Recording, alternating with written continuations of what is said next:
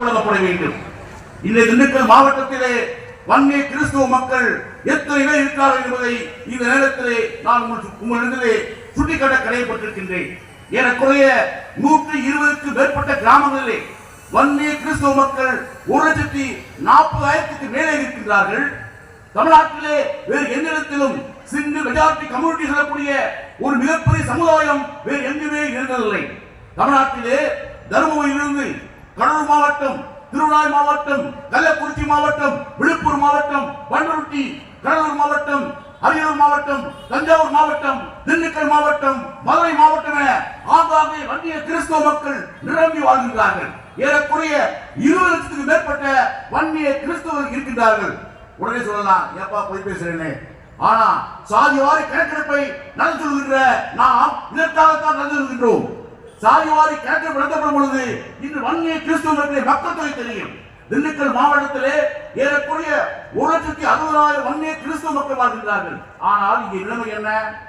இன்னும் நாங்க எம்பிசி கொடுங்க, எம்பிசி கொடுங்க பிச்சைக்காரங்க கேட்கிற நிலைமையா இருக்கு. இந்த நாட்டிலே வன்னிய கிறிஸ்தவ மக்களுக்கு அதிகாரம் இருக்கிறதா? நம்முடைய சமூக மக்கள் சட்டமன்ற உறுப்பினராக மாறி இருக்கின்றார்களா? நம்முடைய சமூக மக்கள் பாராளுமன்ற உறுப்பினராக மாறி இருக்கின்றார்களா?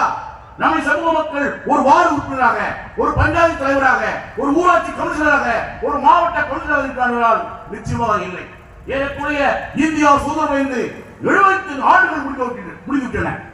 இந்த 75 ஆண்டுகளிலே நாம் பெற்றிருக்கிறது 3 சட்டமன்ற உறுப்பினர்கள். மணப்பாறையிலே நாம் பெற்றிருக்கின்றோம், கமிஷனரத்திலே பெற்றிருக்கின்றோம், நம்முடைய ஜேசிடி பிரபாகர் அவர்கள் பெற்றிருக்கின்றார். அவ்வளவுதான். ஒரு யோசித்து பார்க்க வேண்டும். இந்த ஜனநாயக நாட்டிலே எல்லோரும் மன்னராக, ஜனநாயகத்திலே அனைவரும் ஆட்சி வரலாறு இருக்கக்கூடிய இந்த திருநாட்டிலே, தமிழகத்திலே வன்னிய கிறிஸ்துவ நிலைமை மிக மோசமாக இருக்கிறதை நாம் யோசித்து பார்க்க வேண்டும். இங்கே சட்டமன்ற தேர்தலிலே நம்முடைய வன்னிய கிறிஸ்துவர்களுக்கு வாய்ப்பு வழங்கப்பட்டது.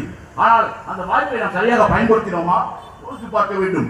5க்கும் 10க்கும் நாம் சாராயத்திற்கு விளைவை கொண்டுதான் இருக்கின்றோம். நம்முடைய வன்னிய வேட்பாளர்களை நாம் ஆதரிக்கும் என்பதை இருக்கிற ஒவ்வொரு வன்னிய கிறிஸ்துவ மக்களும் யோசித்து பார்க்க வேண்டும்.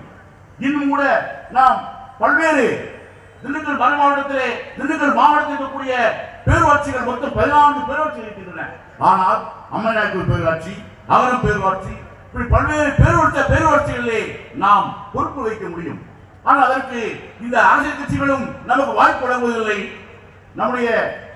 நாமும் அதற்கு தயாராக இருப்பதில்லை. அதோடு மட்டுமில்லாமல் இன்று அரசியல் கட்சிகள் நிலைமையை பாருங்கள். ஒவ்வொரு சட்டமன்ற தேர்தல் வரும்பொழுதும் நம்முடைய வன்னிய